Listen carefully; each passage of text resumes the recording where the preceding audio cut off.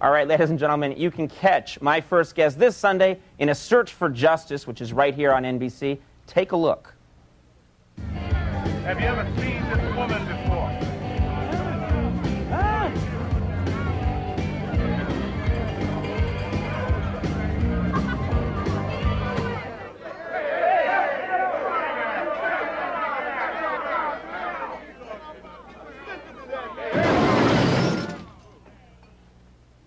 Do I have your attention now?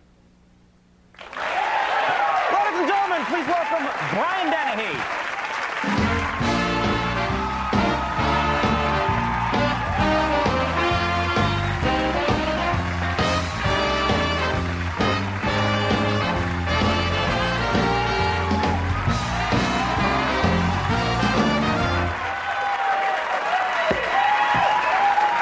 Thank you for coming.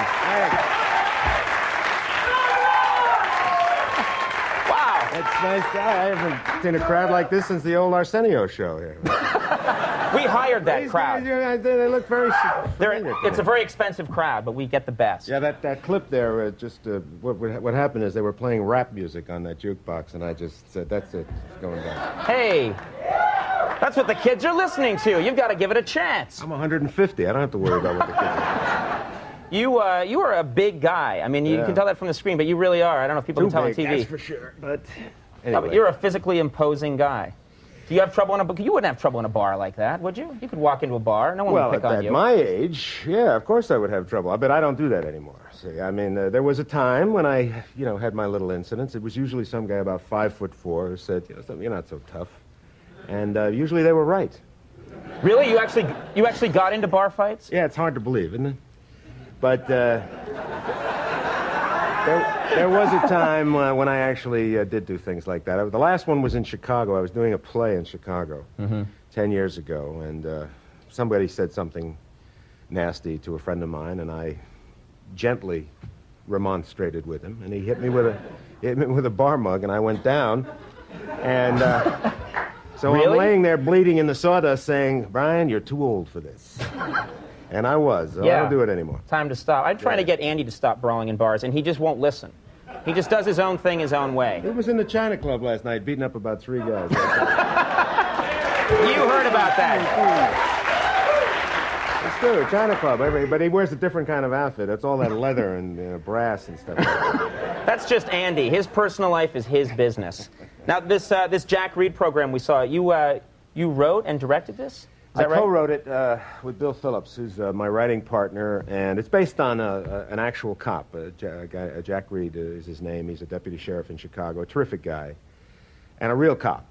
And this is based on a real case of his, a real story, where he solved this murder, nailed this guy, and then, of course, the ways of justice being what they are these days, the guy got a pat on the wrist, and that was the end of it. But, it's a good story, and it's got a great cast. We got Rock Dutton is in it, and Miguel Ferrer, Jose Ferrer's kid, and a wonderful New York actor named Joe Grafazzi, who steals it. And it's a lot of fun. All my relatives, of course, are in it. That's important. My daughters, my sons-in-law, everybody's in it. Everybody's in there. Yeah, absolutely. You did a project a while ago I wanted to ask you about. You played John Wayne Gacy. And, John Wayne Gacy. You were great at that. That was I was riveted by that performance. And I was wondering, a lot of actors actually try and get in touch with their serial killer when they're going to play him. And I was wondering, did you actually have any kind of communication at all with John Wayne Gacy? I certainly didn't try to get in touch with him, but he wrote me a letter, and he said that he was appalled and disappointed that I would participate in such a terrible thing as making a film about his life. Gacy was charged and convicted of 33 murders. The 33 were the ones that he had buried in his basement. Right. So in the letter, he said lots of people had access to that basement. What? Wait, no, he seriously wanted you to believe that like 15 separate killers just all decided to put Gacy's house over there, in Des Plaines. There's no problem. You get right through the window, bury him in there. There's no problem. My God. Yeah, he's a real winner. But John is no longer with us. No, however, he's not. Joe Kozenzak, the cop who nailed him. I was in Texas shooting with Bobby Duvall, and I got a phone call, and Kozenzak says, "What are you doing Tuesday night?" I said, "Gee, Joe, I don't know. I'm here in Texas." He says, "Well, Gacy's going down. You want to come?" Oh, my God.